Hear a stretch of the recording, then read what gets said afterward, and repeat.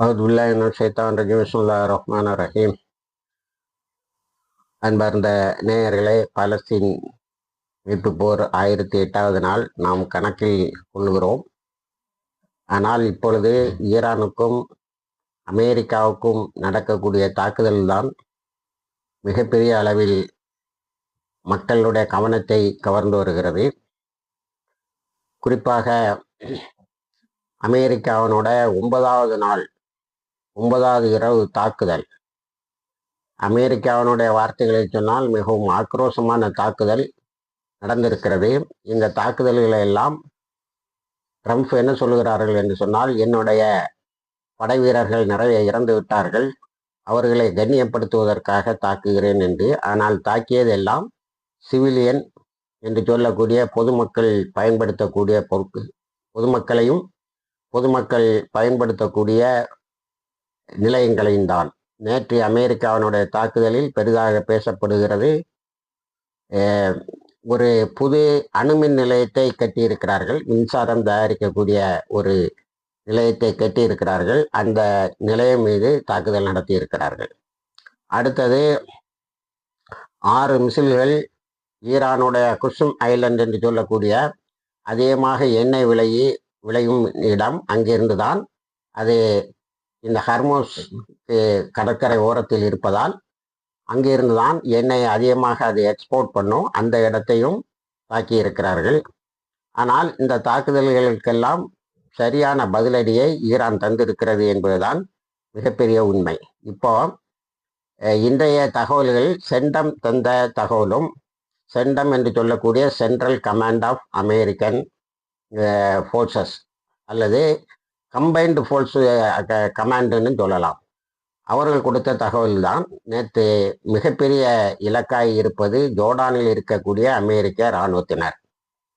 அமெரிக்க இராணுவத்தினர் இருந்த ஒரு கட்டடத்தை அடித்திருக்கிறார்கள். அதில் நிறையவே இறந்திருக்கிறார்கள். அது கருங்கி, அது அவங்களுடைய CNN ரிப்போர்ட்டும் சரி, அதே போல் ஈரானுடைய சேட்டலைட் இமேஜஸும் சரி, நிறைய பேர் இறந்திருக்க வாய்ப்பு இருக்கிறது.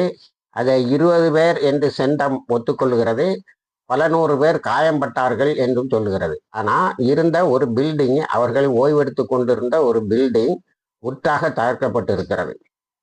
அதனால் கேஷுவாலிட்டி அதிகமாக இருக்கும். அந்த இழப்புகளை சொல்லுகின்ற போது அவங்க கரிஞ்சு போனாங்க, அவங்களுடைய ரிமைன்ஸை தான் எடுத்திருக்கோம் அப்படின்னு சொல்லிட்டு சென்டம் தன்னுடைய அறிக்கையில் வெர்பாட்டமா வார்த்தைகளை இப்படி பயன்படுத்துகிறது. Centum is withholding additional information including the identities of the missing and fallen warriors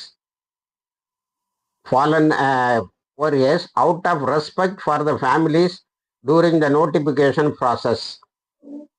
அதாவது அந்த குடும்பங்களுக்கு நாங்கள் தகவல் சொல்வதில் இருக்கக்கூடிய சிரமங்களையும் வருத்தங்களையும் மனதில் கொண்டு நாங்கள் எத்தனை பேர் இறந்தார்கள் என்பதையும் அவர்களுடைய எத்தனை பேருடைய கரிந்து போனவர்களுடைய ஐடென்டிட்டேஷன் சொல்லக்கூடிய அடையாளங்கள் கிடைத்தன என்பதையும் மறைக்கிறோம். we are withholding additional information, அதிகமான தகவல்களை தர முடியவில்லை. அந்த குடும்பங்களுக்கு நாங்கள் சொல்லக்கூடிய தகவலில் இருக்கக்கூடிய சிரமங்களையும் வருத்தங்களையும் மனதில் கொண்டு என்று சொல்லுகிறது. அப்படியானால் ஈரானுடைய தகவல்கள் நேற்றைய அசஸ்மெண்டில் அமெரிக்கா முதலிலேயும் தனக்கு ஏற்பட்ட இழப்புகளை மறைத்தது.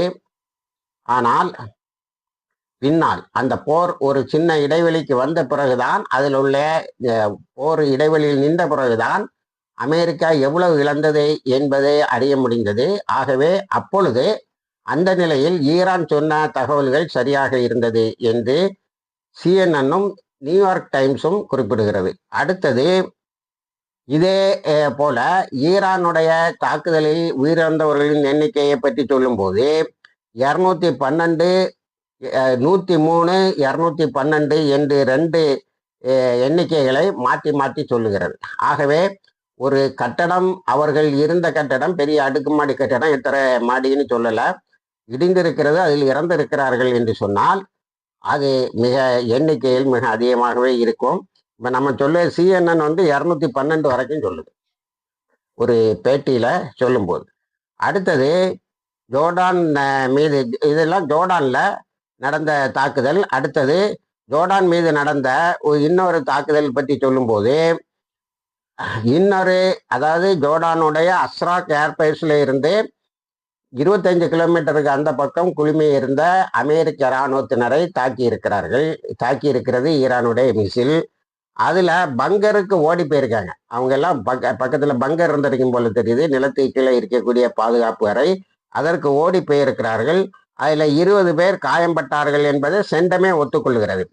அடுத்தது கிங் ஃபைசல் ஏர்பேஸுக்கு பக்கத்தில் இருந்த அமெரிக்க இராணுவ தளத்தை அடித்து இருக்கிறார்கள். அதுல black hawk helicopters in significant numbers சொல்லுது. இது சென்டமும் நியூயார்க் டைம்ஸோடைய அறிக்கையும். Black hawk helicopters in significant numbers have been destroyed. அடுத்தது முசாவாஃப் சாத்தி ஏர்பேஸ்ன்னு சொல்லக்கூடிய ஜோர்டானில் உள்ள இன்னொரு ஏர்பேஸில் செவரல் ட்ரிப்ஸ் ஆர் கில்டு. இன்னும் அந்த செய்தியை சொல்லும்போது, இந்த same place where before 48 hours many American soldiers are killed. அதாவது 48 மணி நேரத்துக்கு முன்னாடி வெள்ளிக்கிழமை எப்படி நிறைய அமெரிக்க இராணுவத்தினர் கொலை செய்யப்பட்டார்களோ அதே இடத்தை இப்பொழுதும் தாக்கி இருக்கிறது. அதிலும் பலர் இறந்திருக்கிறார்கள். செவரல் ட்ரூப்ஸ்ன்னு சொல்றாங்க. நல்ல வாங்கி கட்டுது அமெரிக்கா. அடுத்தது MQ-9 ட்ரோன்ஸ் வெஸ்டர்ன் ஈரான்ல ஒரு பெரிய தாக்குதலை நடத்தி கொண்டு இருக்கிறது. அது குர்டிஷ் ஏரியான்னு சொல்றாங்க. அதுல MQ-9 ட்ரோன் ஒன்று வந்ததை ஈரான் சுட்டு வீழ்த்தி இருக்கிறது. அடுத்தது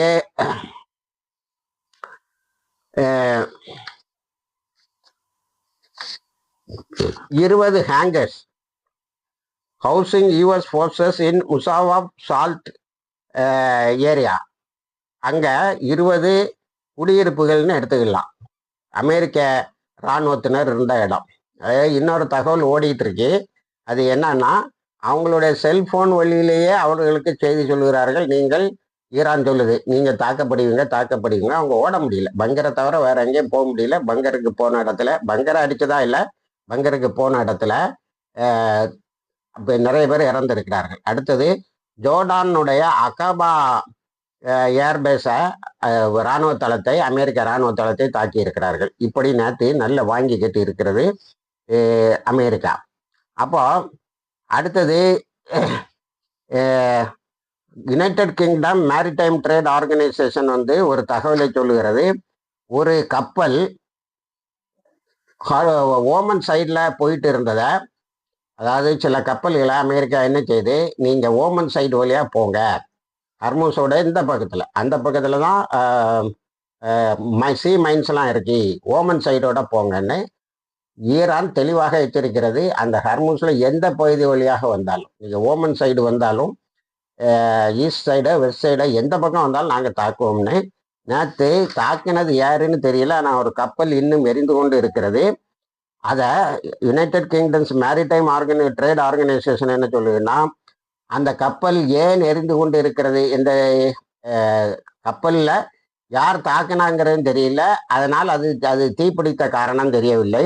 அடுத்தால அந்த கப்பல் எந்த நாட்டு கப்பலுங்கிறதும் தெரியலன்னு சொல்லியிருக்கு. இந்த அளவுக்கு கேவலமாக நேற்று பல தாக்குதல் நடந்திருக்கு.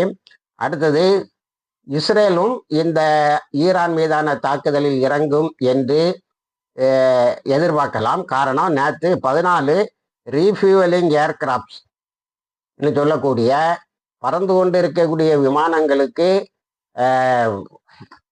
எரிபொருள் தருகின்ற, அதாவது பெட்ரோலை பறந்துட்டு இருக்கும் போதே இந்த ஃப்ளைட்ல இருந்து அந்த ஃப்ளைட்டுக்கு மாற்றுவாங்க. அந்த ரீஃபியூவலிங் ஏர்கிராப்ட் 14 நேற்று இஸ்ரேலுக்கு வந்து சேர்ந்திருக்கிறது அமெரிக்காவில் இருந்து. அடுத்தது நம்ம காசா லெபனானுக்கு வந்தா, லெபனானோட பிரசிடென்ட் திரும்ப திரும்ப பேசிட்டு இருக்கிறாரு எங்க வாஷிங்டன்ல. அதை நேற்று ஹிஸ்புல்லா சொன்னதா அல் ஜசீரா நமக்கு தகவல் சொல்லுகிறது. அது என்ன சொன்னால், இவர் திரும்ப திரும்ப அங்கே எங்கேயும் பறக்கிறதுல நமக்கு எந்த புண்ணியமும் இல்லை, இதுவரைக்கும் எந்த பிரச்சனையும் இவர் தீர்க்கலை. அதனால இப்போ லெபனானுடைய தெற்கு பகுதிக்கு நிறைய மக்கள் குடியேறுகிறார்கள். இஸ்ரேலிய இராணுவத்தினுடைய முற்றுகை இஸ்ரேலிய இராணுவம் இருந்த இடங்கள் ஒவ்வொன்றாக அழிக்கப்பட்டு வருகின்றன என்பதை ஹிஸ்புல்லா அறிவித்திருக்கிறது. இருந்தாலும் சீஸ்ஃபயரை மீறி சில தாக்குதல்களை இஸ்ரேல் நடத்தி கொண்டுதான் இருக்கிறது. அதை பொருட்படுத்தாமல் நாங்கள் அவர்களுடைய இலக்குகளை அழித்து கொண்டிருக்கிறோம் என்று செய்திகளை சொல்லுகிறது. அடுத்தது, இந்த ஹர்மோஸ் நீரிணை இப்பெல்லாம் ஒரு முடிவுக்கு வராது என்பதனால் கல்ஃப் கண்ட்ரிஸ் என்ன செய்கிறது என்று சொன்னால் ஆல்டர்னேட்டிவ் ரூட்ஸை கண்டுபிடிச்சு இந்த டஸ்பைட் ஆஃப் ஈரான் வார்ன்னு சொல்லாங்க. ஈரானோட யுத்தம் நடந்து கொண்டு இருந்தாலும் 4 மில்லியன் பேரல்ஸு கல்ஃப் கண்ட்ரீஸ்ல இருந்து எண்ணெய்கள் வெளிநாடுகளுக்கு சென்றிருக்கின்றன, வேற வேற ரூட்ல அப்படிங்கிறாங்க. ஆக இன்னொரு தகவல் என்ன சொல்லுகிறார்கள் என்று சொன்னால், ட்ரம்பால ஹர்முஸ் நீரிணையை மீட்க முடியாது.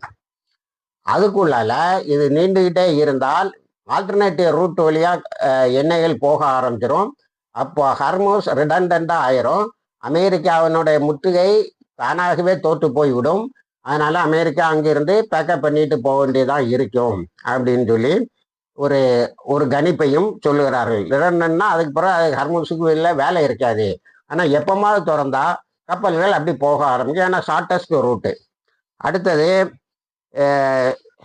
லிபியா தன்னுடைய பொருளாதாரத்தை டாலர்ல இருந்து மாற்றி சைனீஸ் பேமெண்ட்டுக்கு, சைனாவுடைய யுவானுக்கு பேமெண்ட்டுக்கு மாற்றுது. இப்போ டாலரும் கொஞ்சம் கொஞ்சமாக அடி வாங்கிட்டு வருது. உலக நாடுகளில் அதிகமாக வியாபாரம் செய்கின்ற நாடுகள் கொஞ்சம் கொஞ்சமாக பொருளாதாரத்தை டாலர் பேஸ்டாக இல்லாமல் யுவான் பேஸ்டாக மாற்றுகிறது. இனி காசாவுக்கு வருவோம் என்று சொன்னால், நேற்றும் ஒரு 10 குழந்தைகளை கொலை செய்திருக்கிறார்.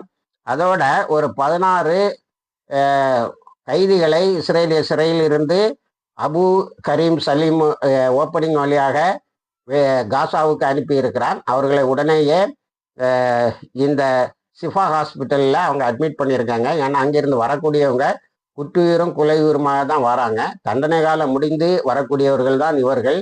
ஆனால் தண்டனை காலம் முடியாமலும் விசாரணை இல்லாமலும் 9,000 பேர் அங்கே சிறையில் இருக்கிறார்கள் என்பதுதான் முக்கியம். அதில் வெஸ்ட் பேங்கில் நேற்று 4 பள்ளிவாசல்கள் எரிக்கப்பட்டு இருக்கின்றன. அதே போல பல கட்டடங்கள் இடிக்கப்பட்டு இருக்கின்றன. இன்னும் பல கட்டடங்களை இடிக்க போகிறோம், நீங்கள் வெக்கேட் பண்ணிருங்கன்னு நோட்டீஸ் அனுப்பியிருக்குது இஸ்ரேலிய கவர்மெண்ட். அதே மாதிரி ஜெருசலத்தில் நேற்று சில இடங்களில் உள்ள வீடுகள் இடிக்கப்பட்டு இருக்குது. இப்படி காசா கையை விட்டு போயிடும்ங்கிற ஒரு எண்ணத்தில் தொடங்கிய வெஸ்ட் பேங்க் தாக்குதல்கள், மேற்கரை தாக்குதல்கள் தொடர்ந்து கொண்டே இருக்கின்றன.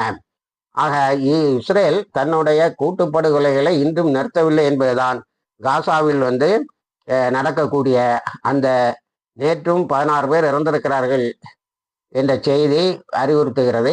இப்போ கான்யூனிஸை சுற்றி இஸ்ரேல் தன்னுடைய முனாஃபிக்குகளை, அதாவது கொராபரேட்டர்ஸ்ன்னு சொல்லக்கூடியவங்களை அனுப்பி இருக்கிறது. அந்த கொராபரேட்டர்ஸில் கொஞ்சம் பேர் ஹமாஸ் கையில் சிக்கியிருக்காங்க. இன்னும் சில பேர் ஓடி ஒளிந்து விட்டார்கள் என்று சொல்லுகிறார்கள். அவர்களிடத்தில் நீங்கள் சரணடைந்து விடுங்கள், இல்லையேல் உங்களை விடமாட்டோம் என்று சொல்லியிருக்கிறார்கள். ஆக இப்படி இந்த யுத்தம் பல்வேறு கட்டங்களையும் கடந்து போகிறது.